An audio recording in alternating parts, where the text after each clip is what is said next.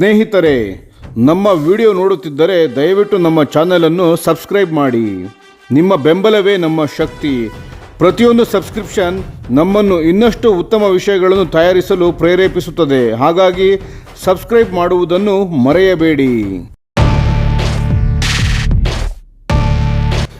ಭಾರತದ ರಕ್ಷಣಾ ಸಂಶೋಧನಾ ಸಂಸ್ಥೆ DRDO ಮತ್ತೊಂದು ಐತಿಹಾಸಿಕ ಸಾಧನೆ ಸಾಧಿಸಿದೆ. ಸ್ವದೇಶಿ ತಂತ್ರಜ್ಞಾನದಲ್ಲಿ ಅಭಿವೃದ್ಧಿಪಡಿಸಲಾದ military combat parachute system MCPS 32,000 ಅಡಿ ಎತ್ತರದಿಂದ ಮಾಡಿದ ಸ್ವತಂತ್ರ ಫ್ರೀ ಫಾಲ್ ಜಂಪ್ ಪರೀಕ್ಷೆಯನ್ನು ಯಶಸ್ವಿಯಾಗಿ ಪೂರ್ಣಗೊಳಿಸಿದೆ. ರಕ್ಷಣಾ ಸಚಿವಾಲಯದ ಮಾಹಿತಿಯ ಪ್ರಕಾರ ಈ ಪರೀಕ್ಷಾ ಜಂಪ್ ಅನ್ನು ಭಾರತೀಯ ವಾಯುಪಡೆಯ ಪರೀಕ್ಷಾ ಪ್ಯಾರಾ ಜಂಪರ್ಗಳು ನೆರವೇರಿಸಿದ್ದು, ಇದು ದೇಶೀಯ ಪ್ಯಾರಾಶೂಟ್ ತಂತ್ರಜ್ಞಾನದಲ್ಲಿ ದೊಡ್ಡ ಮೆಟ್ಟಿಲಾಗಿದೆ. ರಕ್ಷಣಾ ಸಚಿವ ರಾಜನಾಥ್ ಸಿಂಗ್ ಅವರು DRDO ಸಶಸ್ತ್ರ ಪಡೆಗಳು ಮತ್ತು ಕೈಗಾರಿಕೆಗಳಿಗೆ ಅಭಿನಂದನೆ ಸಲ್ಲಿಸಿ ಇದನ್ನು ಭಾರತದ ಸ್ವದೇಶಿ ರಕ್ಷಣಾ ಸಾಮರ್ಥ್ಯದಲ್ಲಿ ಮಹತ್ವದ ಮೈಲಿಗಲ್ಲು ಎಂದು ಶ್ಲಾಘಿಸಿದ್ದಾರೆ.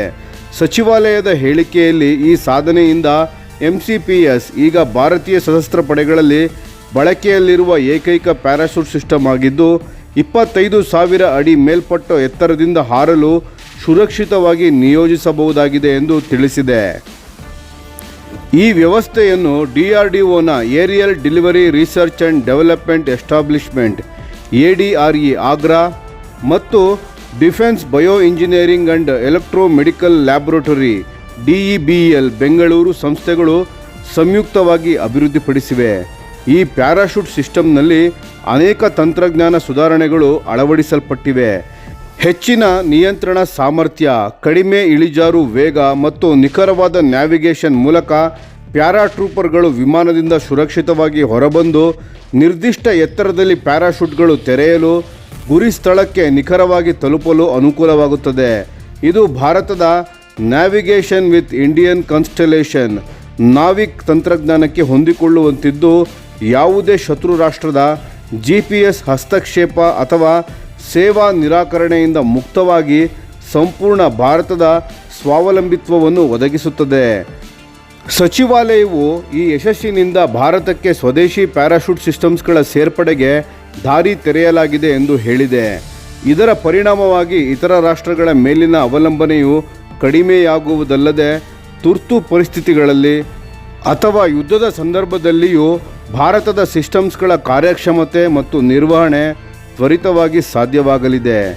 ರಕ್ಷಣಾ ಸಂಶೋಧನೆ ಮತ್ತು ಅಭಿವೃದ್ಧಿ ಇಲಾಖೆಯ ಕಾರ್ಯದರ್ಶಿ ಹಾಗೂ DRDO ಅಧ್ಯಕ್ಷ ಸಮೀರ್ V. ಕಾಮತ್ ಅವರು ಈ ಯಶಸ್ಸಿಗೆ ಸಂಬಂಧಿಸಿದ DRDO ತಂಡವನ್ನು ಅಭಿನಂದಿಸಿ, ಇದು ವೈಮಾನಿಕ ಸರಬರಾಜು ವ್ಯವಸ್ಥೆಗಳಲ್ಲಿ ಸ್ವಾವಲಂಬನೆಯತ್ತ ದೊಡ್ಡ ಹೆಜ್ಜೆ ಎಂದು ಪ್ರಶಂಸಿಸಿದ್ದಾರೆ.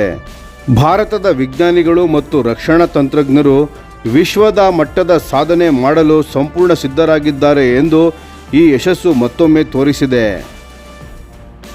ಭಾರತದ ರಕ್ಷಣಾ ಕ್ಷೇತ್ರದಲ್ಲಿ ದೊಡ್ಡ ಬೂಮ್ಗೆ ತಯಾರಾಗುತ್ತಿರುವ ಗುಡ್ಲಕ್ ಇಂಡಿಯಾ ಲಿಮಿಟೆಡ್ ಈಗ 500 ಕೋಟಿ ರು ಹೂಡಿಕೆ ಮಾಡಿ ತನ್ನ ಆರ್ಟಿಲರಿ ಶೆಲ್ ಉತ್ಪಾದನೆಯನ್ನು 3 ಪಟ್ಟು ಹೆಚ್ಚಿಸುವ ಯೋಜನೆ ಘೋಷಿಸಿದೆ.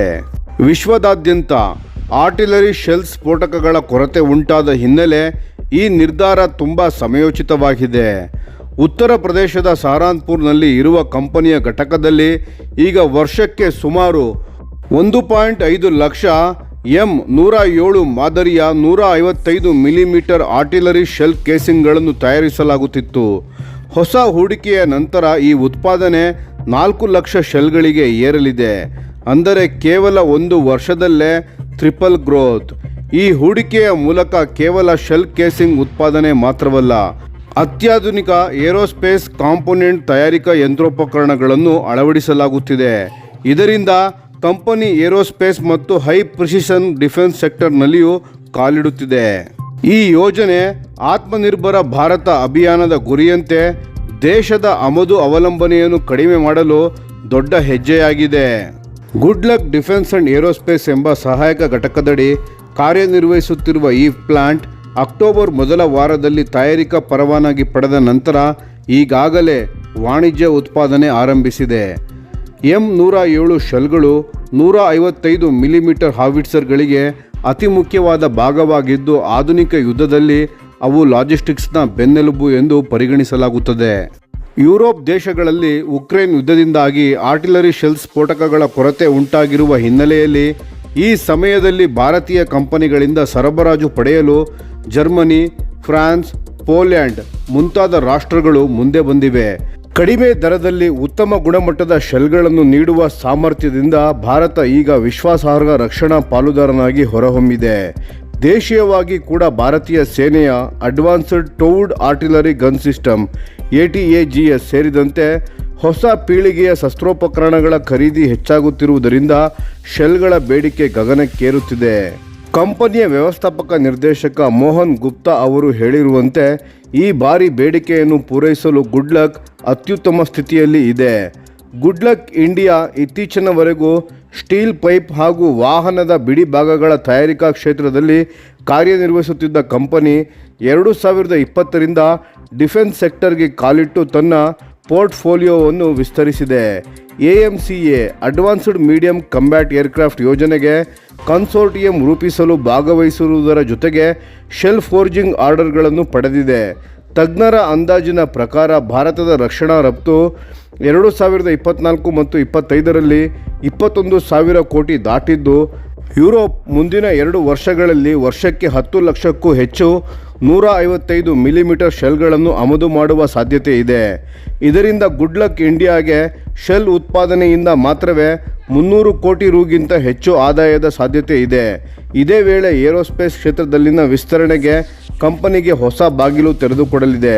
ಬೋಯಿಂಗ್ ಆಫ್ಸೆಟ್ ಯೋಜನೆಗಳಿಂದ ಹಿಡಿದು ಇಸ್ರೋ ಸಹಭಾಗಿತ್ವದವರೆಗೆ ಭಾರತದ ರಕ್ಷಣಾ ಮತ್ತು ವಿಮಾನೋದ್ಯಮದ ಬೆಳವಣಿಗೆಯಲ್ಲಿ ಗುಡ್ಲಕ್ ಇಂಡಿಯಾ ಪ್ರಮುಖ ಪಾತ್ರ ವಹಿಸುವ ಸಾಧ್ಯತೆ ಕಾಣಿಸುತ್ತಿದೆ. ನಮ್ಮ ವಿಡಿಯೋಗೆ ಲೈಕ್ ಮಾಡಿ, ನಮ್ಮ ಚಾನಲ್ಗೆ ಸಬ್ಸ್ಕ್ರೈಬ್ ಮಾಡಿ, ಬೆಲ್ ಐಕಾನ್ ಒತ್ತಿ. ಯಾವ ಅಪ್ಡೇಟ್ಗೂ ಮಿಸ್ ಆಗಬೇಡಿ. ಡಿಫೆನ್ಸ್ ಸುದ್ದಿಗಳನ್ನು ತ್ವರಿತವಾಗಿ ಪಡೆಯಿರಿ. ನಿಮ್ಮ ಬೆಂಬಲವೇ ನಮ್ಮ ಶಕ್ತಿ. ಭಾರತ ಬಲಿಷ್ಠವಾಗಲಿ ಎಂದು ಆಶಿಸುತ್ತಾ ಭಾರತ ಮಾತೆಗೆ ಜೈ.